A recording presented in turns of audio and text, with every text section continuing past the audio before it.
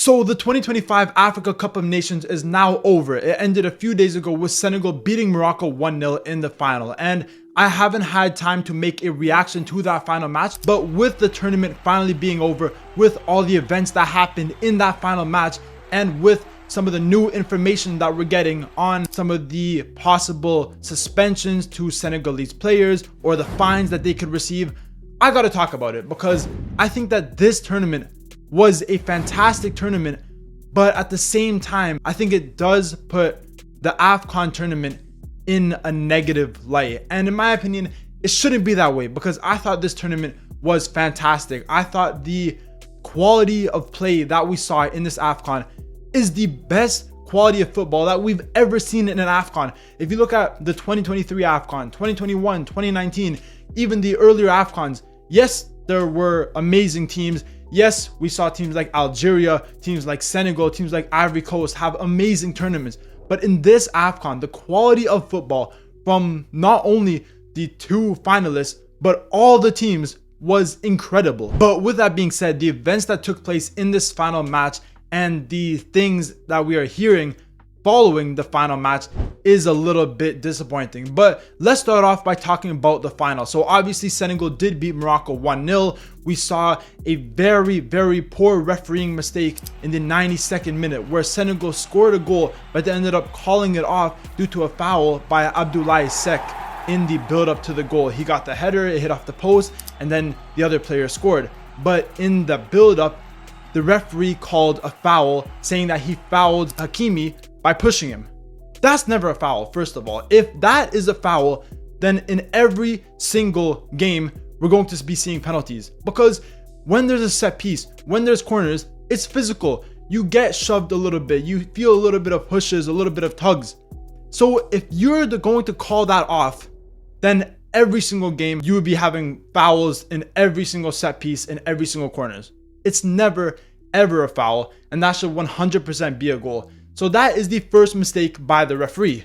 Then in the last minute of the game, Brahim Diaz is pulled down in the penalty box by Diouf.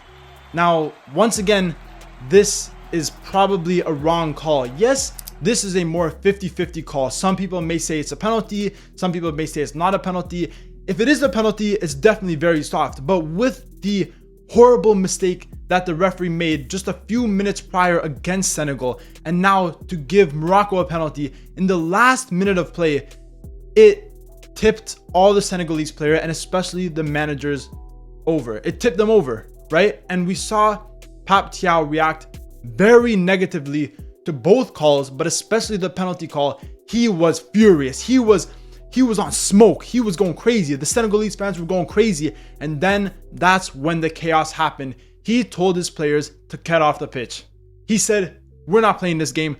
We're done." They walked down to the tunnel and the game stops for 15, maybe almost 20 minutes. Is this the right decision by Pape Thiaw? In my opinion, having played football, knowing the emotions that happens during games, during times like this where it's the last minute of play, you just had a horrible call against you, and now the host of the tournament, Morocco, who have seemingly been getting a lot of calls going their way, gets a penalty. It's a fair reaction. It is definitely a fair reaction. In my opinion, I would have walked off too because it's not fair. And this sport is supposed to be fair. VAR is supposed to make it fair. In the play that went earlier on, the referee blew the whistle before the goal was scored. Therefore, they couldn't review it on VAR, which I think is stupid, but that's what happened. And now, once again, it was a very, very poor decision. So I understand Pape Thiaw. I understand the Senegalese players. And I have to give a big shout out to Sadio Mane for bringing the players back onto the pitch and for allowing them to continue the game, because I feel like half of those players weren't going to continue the game, and I think Pape Thiaw didn't want to continue the game either. This came with a lot of repercussions. Obviously, Senegal did end up winning the game, a beautiful goal by Pape Gueye, and I think he was definitely one of the players of the tournament.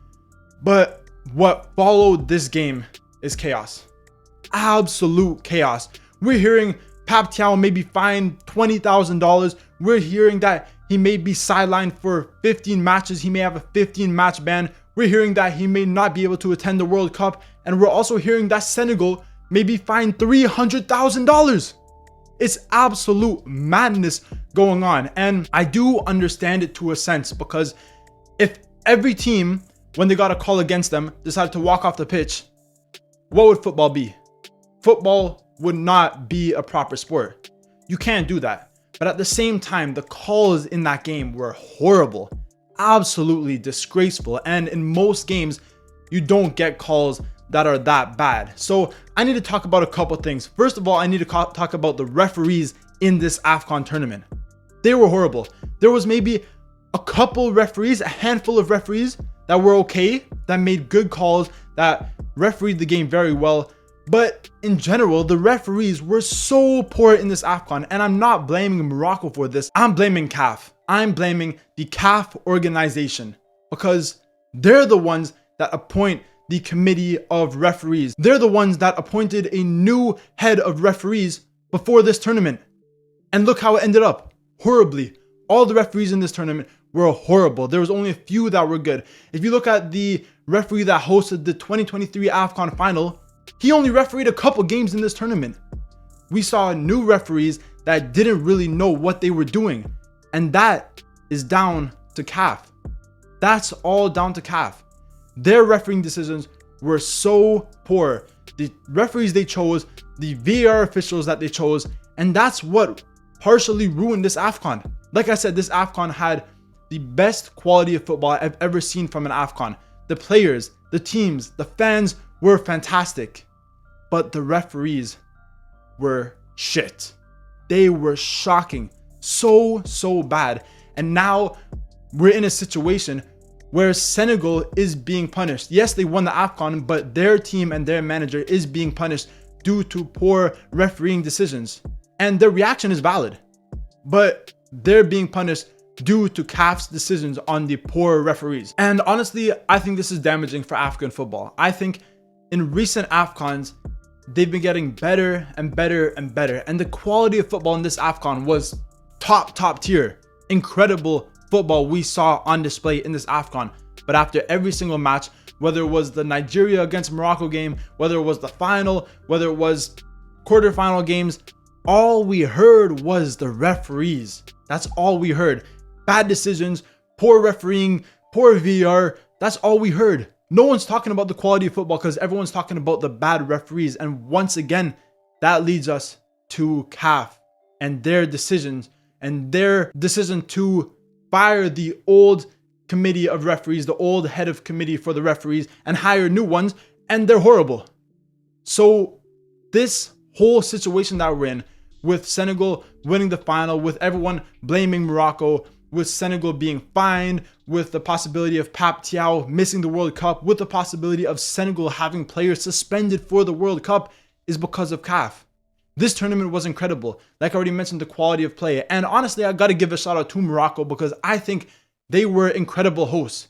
The stadiums in this AFCON, the pitches were crazy. And that's something that we've always had issues with in previous AFCONs, is the quality of the stadiums and the quality of the pitches not being up to par with the Euros or with the CONMEBOL or with other competitions.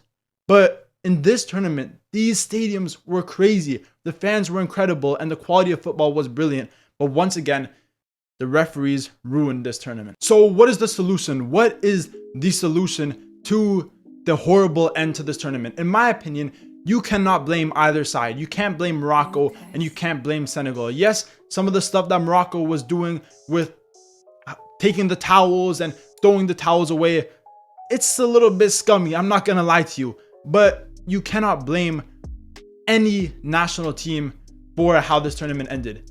You cannot blame Senegal or Pape Thiaw for how they reacted, because the reason why this happened is because of CAF. So what do they need to do? They need to fire this head of referees or whoever's making the decisions on the referees and the VAR officials. They need to get rid of them.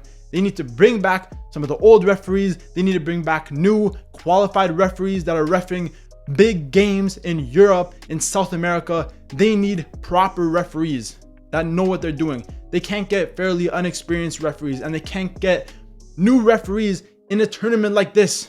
You need the best quality referees in the world, and then you have a proper AFCON. So looking forward to the 2027 AFCON.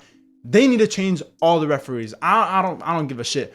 All of them need to go. They need new referees, new VAR officials, and then we may finally have a proper AFCON. But that's the end of this video. I just had to make a quick video expressing to you guys what my opinions are on the 2025 AFCON and what I think of these situations that are currently taking place. Let me know if you guys agree with what I said in this video, if you think that Senegal and Pape Thiaw are in the wrong, or you think Morocco was in the wrong, or you agree with me that the referees were the ones that ruined this tournament. Do you think that Senegal should be fined? Do you think that Senegal and Pape Thiaw should have repercussions coming into the 2026 World Cup? And do you think it's allowed for players and managers to just walk off with no repercussions? Remember to leave all your comments down below and I'll be sure to reply to every single comment. And as always, if you enjoyed this video, remember to leave a like, comment, subscribe, all that good stuff, and stay tuned for more videos.